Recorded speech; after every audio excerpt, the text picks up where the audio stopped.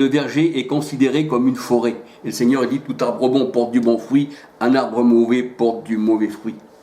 Ésaïe 32,15, Ézéchiel 36, versets 26-27, Deutéronome 33, verset 16, parce que la bénédiction, c'est toujours sur la tête. C'est pour ça que, je regardais quand j'ai mis les pierres ont reçu l'onction aussi dans mes vidéos, parce que nous sommes des pierres, c'est ce que nous dit la parole de Dieu, Pierre 2, 4 à 10, vous êtes des pierres précieuses.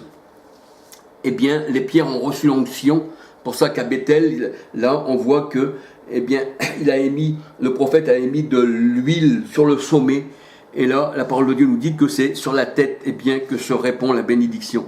Deutéronome 33, verset 16.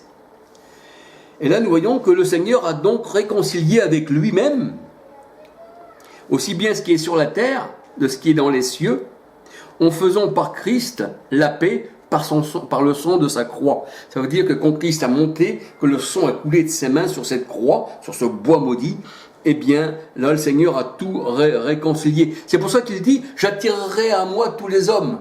Quand je serai monté en hauteur, j'attirerai tous les hommes à moi. Alléluia. Donc c'est ce que le Seigneur, il a fait. Il a attiré tous les hommes. Mais les hommes et les femmes, ses élus et ses servantes. C'est pour ça qu'il disait, je répandrai de mon esprit sur mes serviteurs et mes servantes. C'était ça l'eau du ciel.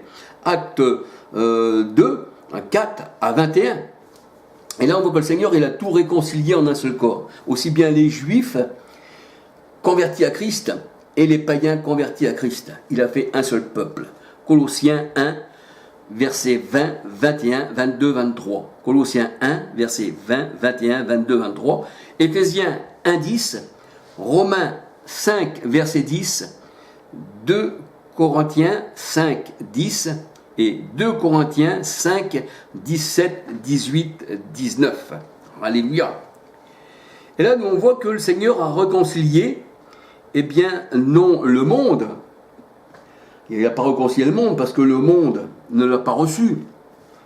Ah non.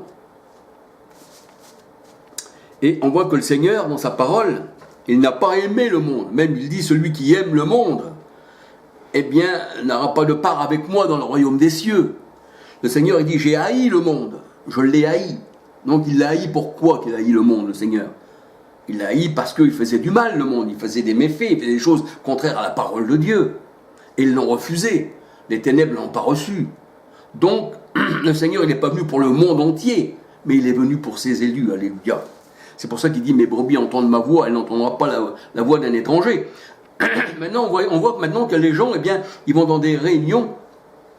Et bien dans ces réunions-là, des fois on marie les homosexuels et tout, mais ils y vont quand même, ils ont les yeux fermés. Le Seigneur il dit, je vous ai fermé les yeux, pour pas qu'ils ne voient briller la splendeur de l'évangile. Mais ils croient au mensonge, ces gens-là. Et oui. Alors le Seigneur a dit qu'il a tout réconcilié en lui-même, en un seul corps. Éphésiens 2, versets 11 eh bien, à 22, païens et juifs. Nous avons tous accès par un même esprit, pas par trois esprits différents, non, par un même esprit, alléluia. Et le Seigneur a dit que l'olivier naturel, qui est Israël, est l'olivier sauvage, les païens. Le Seigneur a dit, il a greffé l'olivier sauvage sur l'olivier naturel.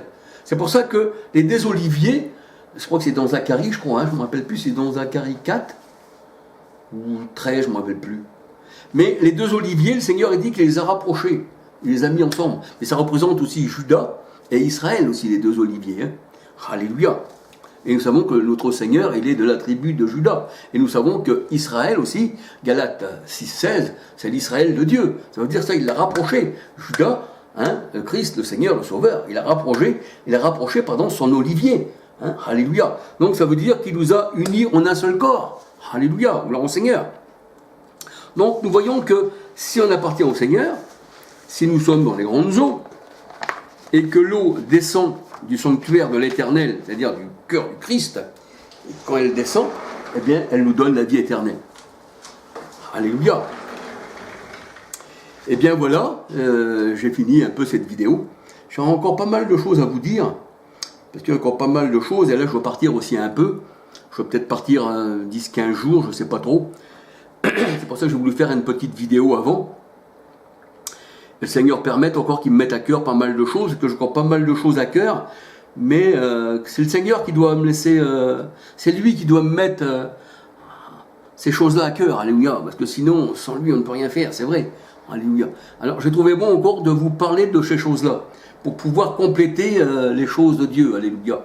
Parce qu'il est bon aussi de parler du Seigneur, et j'aime bien, et moi c'est ma vie, alléluia. Et bien voilà, bien que le Seigneur vous bénisse, que le Seigneur, eh bien, vous protège, par ces temps difficiles. Mais le Seigneur, il dit qu'il veille sur nous, alléluia. Il dit que 10 000 tombent à ta droite et 10 000 à ta gauche, il ne te sera fait aucun mal. Parce que tout vient de Dieu. Donc le Seigneur dit, ne crains pas, si Dieu est pour nous, qui sera contre nous? Alléluia. Voilà. Et bien que le Seigneur vous garde, que le Seigneur vous protège, et puis à la prochaine vidéo, si notre Seigneur le permet. Alléluia. Alléluia.